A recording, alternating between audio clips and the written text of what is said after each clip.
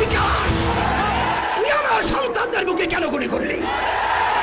তাহলে বুঝা গেল তোরা প্রশাসনের নামে কলঙ্ক না।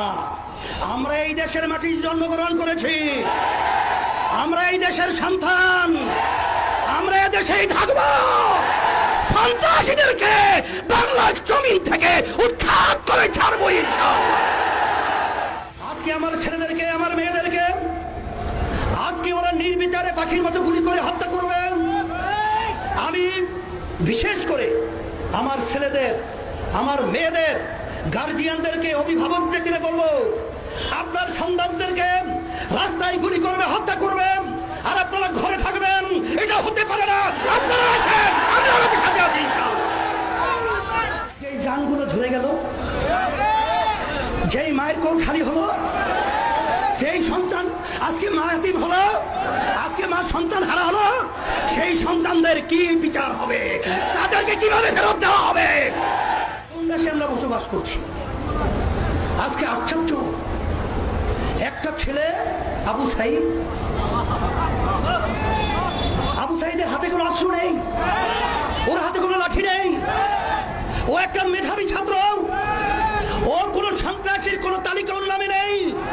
সেখানে ঠান্ডা মাথায় ওর বুকের ভিতরে একটা নয় কয়েকটা গুলি করে পাখির মতো লুকিয়ে ফেলে হয়েছে।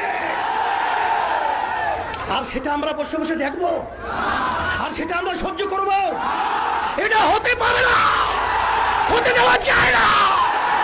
এর প্রতিবাদে রাস্তায় নামতে হবে।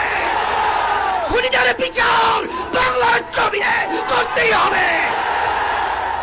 তাই আমরা সবাই হাকের সকলকে আহ্বান করব, আসেন আজকে বুদ্ধিজীবী, শিক্ষাজীবী, রাজনৈতিক যত পেশার নেশার যারা আমরা বাংলাদেশে বসবাস করি, আমরা এই অন্যায়ের বিরুদ্ধে, এই অন্যায়ের হত্যার প্রতিবাদে, এই জালিমদের বিরুদ্ধে একসঙ্গে যদি ঝাঁপিয়ে পড়ি, ওরা বাংলার জমিনে থাকা সুযোগ পাবে না ইনশাআল্লাহ।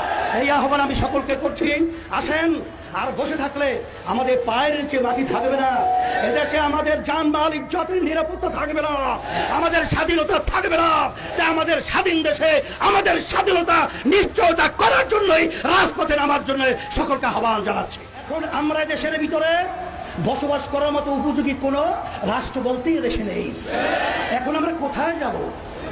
আজকে রাস্তায় নামলে, প্রতিবাদ করলে আজকে গুলি করা হয়, আজকে জেলে দেওয়া হয়, আজকে অঙ্গহানি করা হয়। এখন আমাদের দেশ ছেড়ে আমরা ভারত যাব?